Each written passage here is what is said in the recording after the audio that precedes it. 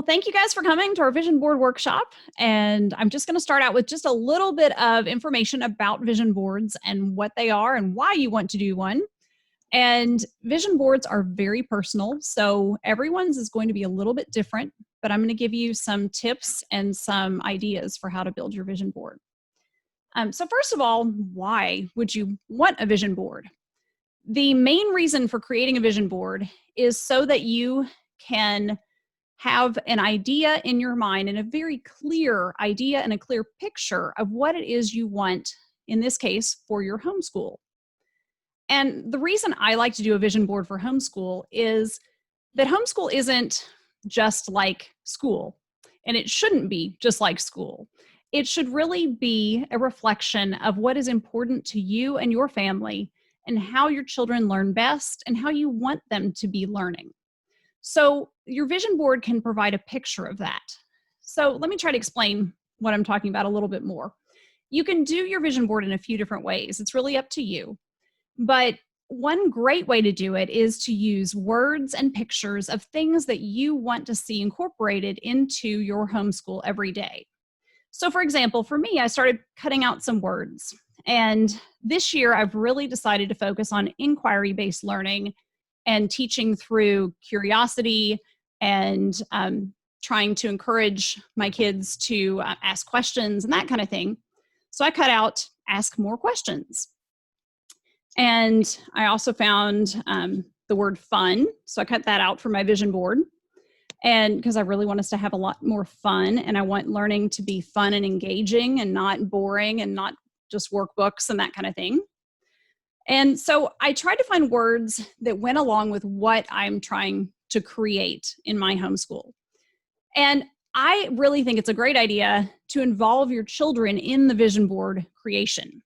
And it's a great way to find out what their vision is and what they want.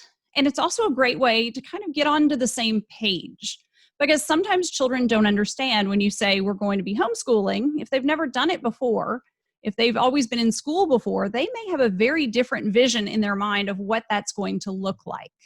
So creating a vision board together can actually help you to work together to figure out what you want your homeschool to be like, and to maybe dispel any myths that your children believe about homeschool or about what it's going to look like. So I would encourage you, even if you make one here today, to loop your children in at some point, maybe have them create their own or have them add to yours and discuss it with them so you can have a shared vision of what your homeschool should look like. So as you go through creating your vision board, first of all, there are a lot of different ways you can do it. You can cut words and pictures out of magazines, catalogs, things like that. Or you can create it online. You can just Google for images and things and print those out. You can print out words that you like. Or you can use canva.com to create a board and just do it all electronically and then print it. I think printing is really important though. Just having it electronically isn't as good because you won't see it all the time unless you set it like as your background for your computer. I think Leah said she did that one time. And that's a great idea. But for a vision board for your homeschool, it's nice to have it somewhere where everyone will see it. And you need to see it regularly. Because I have learned over the years of homeschooling, it's really easy to start the year with a great vision and grand plans. And then sometime, along the way, you end up falling off track. And next thing I know, we're doing lots of workbooks and things because I start getting stressed that they're not learning what they need to learn. Or I start adding in, lots of different things that we don't necessarily need. But if I'd focused on my vision more and had that right at the forefront, it would have really helped me. So now I always try to create the vision board, hang it up in our schoolroom where I'll see it every school day.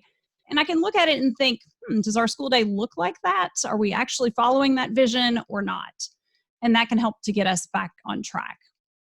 So some questions to ask yourselves, just some reflection questions to think about as you go through this. So first of all, just to talk about your values. What are your reasons for homeschooling? If you were to tell a friend why you're homeschooling, what would you say? Right now, for a lot of people, it's because of the pandemic, which doesn't really tie in with your values other than maybe valuing keeping your family safe. But what are some other reasons? What are some good things about homeschooling that you're looking forward to? And then what would your children say are some reasons for homeschooling? What are they excited about? And then what are your most important values? Of those things that you've thought about, what is really the central thing that's most important? Is it your relationship with your children? Is it, creating lifelong learners? Is it inspiring curiosity? Is it helping them to live up to their highest potential? Helping them to fulfill their dreams? What is it? And how can you sum that up in words or in a picture? Try to incorporate that into your vision board. And you all can go ahead and be making your vision boards while we're talking. You don't have to wait till I'm done. Yep, I see Patty's working. Everybody else has their screens turned off, so I can't see them. But feel free to start cutting things out while you're listening. And then some other questions about your plans for your homeschool year. I know a lot of people at this point in the year have probably already picked a curriculum or resources that they're going to use. So if you'd like to include some of those things on your vision board to make sure you stay on track and keep using those throughout the year, feel free to do that. And if you haven't picked a curriculum yet, then ask yourself a few questions. Picture your ideal school day.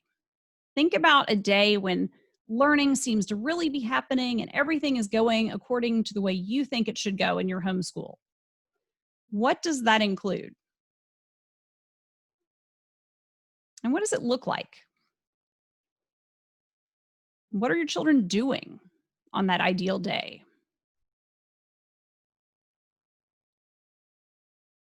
So, how do you think your children learn best? I think I hear from a lot of people over and over that my kids learn best through experiences. And then they go out and buy a bunch of workbooks. So it's important that we don't just have these ideas and these visions and then not follow through with them. And I think very often we think school equals workbooks and textbooks, but it doesn't have to. In a homeschool, you get to decide how it looks. As long as they're learning, then you're meeting your goals. So what kinds of activities do your children like to do? And how might you incorporate that into your homeschool? How do you want to evaluate their learning? Doesn't have to be a test. You can evaluate through projects, discussions, some sort of a presentation they give.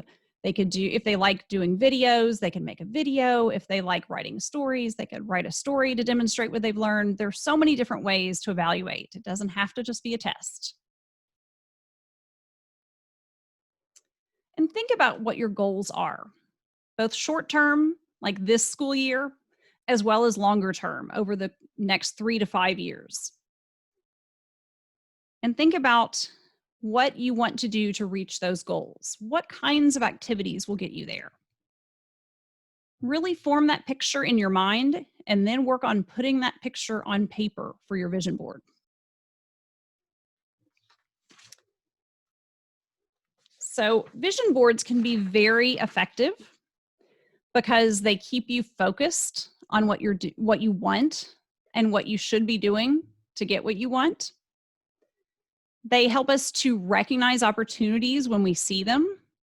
So if your vision includes adventure or travel, and you're really, looking at that every day and reminding yourself of that, you're much more likely to notice the opportunities when they come up. If you see something advertised or you see a friend say, hey, I'd love to have somebody go with me on this trip or something like that, you're much more likely to notice it if it's part of your vision and you're focusing on that vision. I think Patty has a great story about how vision boards can manifest things. If you wouldn't mind sharing with us, Patty, about your bat incident. So we need to be careful what we put on our vision boards because we don't want to manifest things that we don't want by accident. Patty, would you like to share? Yeah, sure.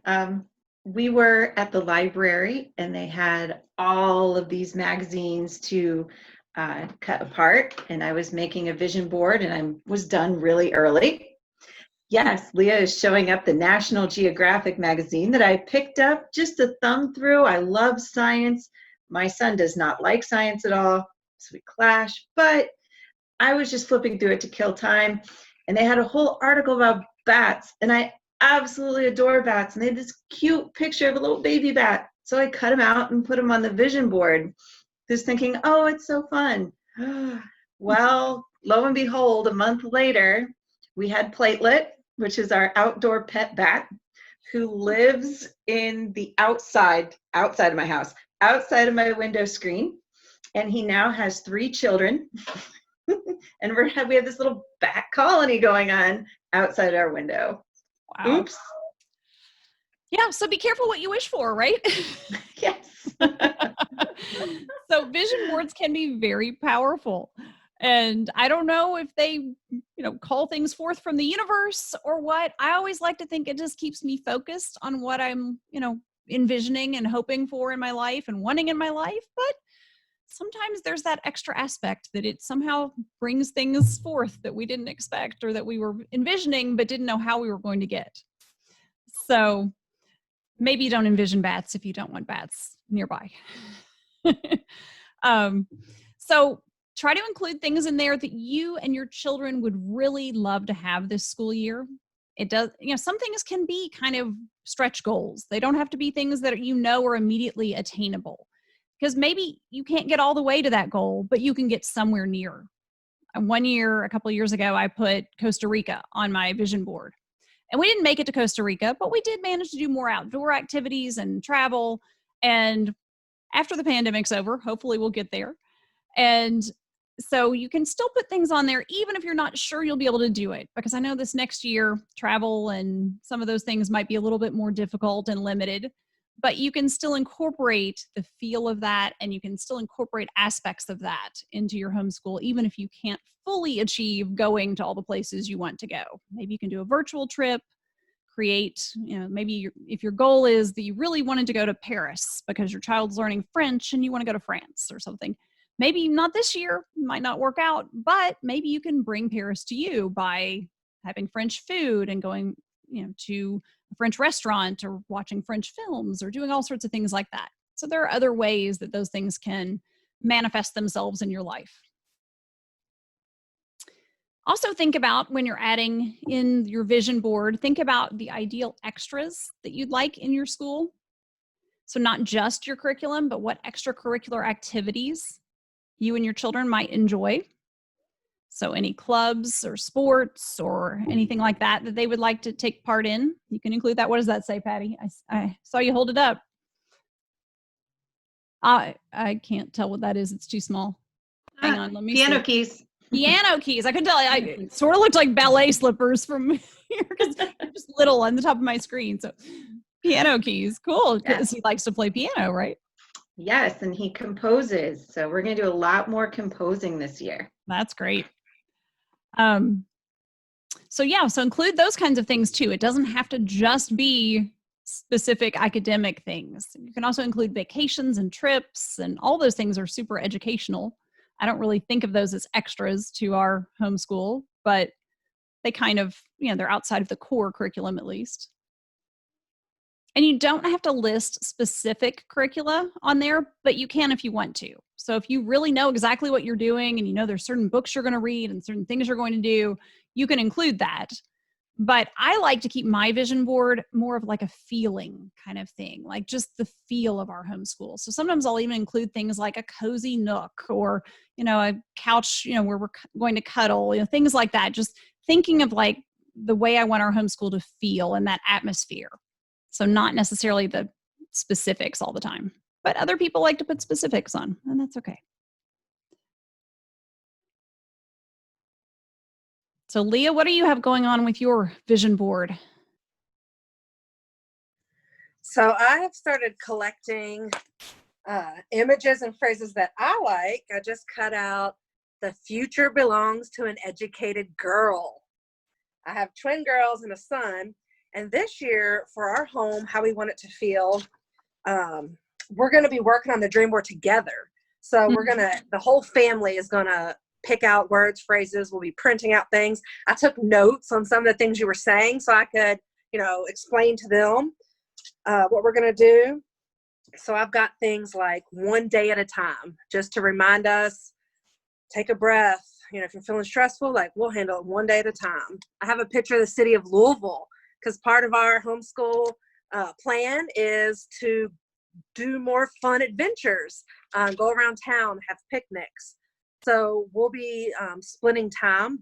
They're currently now enrolled in public school, so they'll be doing a NTI, through the computer education in that sense. But we homeschooled strictly for 3 years, and we've always supplemented their work and our life with fun educational activities.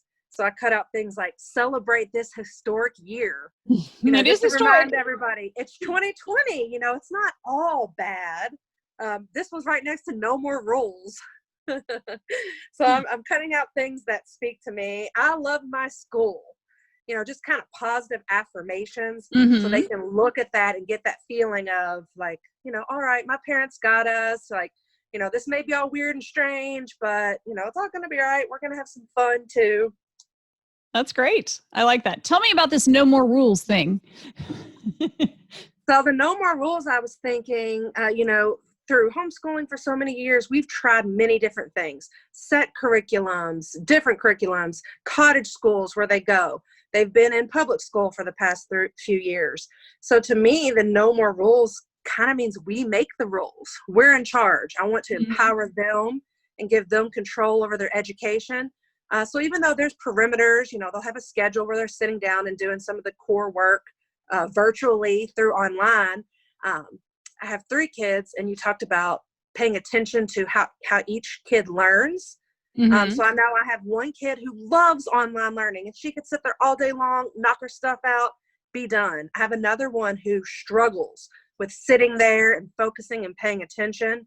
So I just wanted us to remember that, we're in charge of this. While we might have to follow some guidelines or rules, we also get to make things how we want it to be. And that it can be fun. There's a little like box with a calculator, so That's maybe cute. the one who doesn't like math can remember, like, it's okay, we got this. I love my school. I love my mom. She's awesome. That's So great. maybe I'm trying to influence them a little bit, but it's all positive stuff. And I'll be curious to see what they pick out and add to it. And I'll share to your group and page our finished product. That would be great. So I have a question. So have you cut out these and then you're going to give them to your children to choose from, or are they going to cut out their own out of magazines? I'm going to make, often I'll do little panels. So behind me, I've got it's like dream boards that I have made. So I will often, make a little panel and add some things, and then get a bigger poster board, and everybody can add stuff to it. So Okay. I'll make ones that I envision, maybe like a centerpiece. And I'll lay out some things I've pre-cut that, like, my daughter likes cactuses, plants. We can do science. So I'll lay out some things I think they might like, lay out some magazines. We'll all sit together, kind of talk about this, and then they'll get to make their own little panel or addition to the big board. Oh, that's great. That's a good way to do it. Well, sounds really cool. Michelle, I see you joined us and we haven't seen your face or heard from you. Are you there? I'm here. Are you feverishly working on your dream board? Sure. Or just absorbing? It's okay too. I'm absorbing the dream board energy right now. Okay. All right. Well, if you get a chance to make one, and if you include your kids, But I've made one. I made one in the past for homeschool, and it's still hanging up where we can all see it. Every good. day. Yeah. Has anything changed that you need to update? Yes, probably. 2020 has changed quite a bit. So much has changed. Things, yes. There should be a few things on there. Maybe I'll get them together. That'll be what we do as part of school one day. Yeah, it might be a good way to kick off the year or something, although you've already started, haven't you? Yes, we've already started. Well, cool. Well, so once you have a vision board, I know everybody who's present, but I'm recording, so I'm going to say this for everybody else who might watch. Once you have a vision board, it's really important. I kind of already said this, but it's really important to put it where you'll see it, because if you're not seeing it regularly and thinking about it, it isn't as powerful. I know, I think Leah told us once when we got together and did vision boards a while back, was saying that she had one that she just kind of stuck in a closet. Was it you, Leah, or was it someone else? And you'd forgotten about it. But then when you pulled it back out, you realized you'd actually reached a lot of those goals and achieved the vision. Is that right? Okay. So it can happen that way. And I think sometimes a vision board, even the creation of it, helps you to focus your energy and focus your thoughts. But it's even more powerful if you put it up where you can see it. And since this is a homeschool vision board, if you can put it in the space where you do homeschooling, it's great because you can all look at it regularly and kind of assess, is this really matching? Does our homeschool match that vision? Are we doing what I envisioned? Does it feel the way I envisioned? And if it doesn't, then maybe think about making some tweaks to your homeschool. So if your vision board is, cozy, reading together, having fun, and you find that you're arguing, fighting, cajoling, and, the kids are hating things, then maybe you need to tweak things and reassess and figure out why it's not matching the vision and what might need to change. So it may be something about the way you're going about it, and maybe the resources you're using, maybe something else, but you'll need to think about assessing at that point to figure out how to make things match the vision a little bit better. So having that vision board available and in sight can help to keep you focused. I'm going to work some on my vision board. Yay, thanks. That was very helpful. I took notes so, I could talk to my kids about it. And I really liked focusing on what are our core values as a family? Mm-hmm. At some point, I had printed out a Brene Brown quote. Uh-huh. It's one of her, the Wholehearted Parenting Manifesto. Oh, okay. And it's just kind of like heart-centered. We practice courage in our family, and I want you to know joy. So together we practice gratitude, things like that. And we've kind of come up with family values before. But I thought it would be cool in specifics thinking about educating and learning, what are our core values as a family and how are we going to get there? I really like that point. Yeah. Yeah. So how can we cut out things that we put? And I was also thinking of the movie Inside Out with Riley, and they have these core family centers, things I can relate to the kids to think about things in a bigger picture, while we're doing this. Mm-hmm. I thought that was really helpful. That's great. Yeah, I think that's a good idea.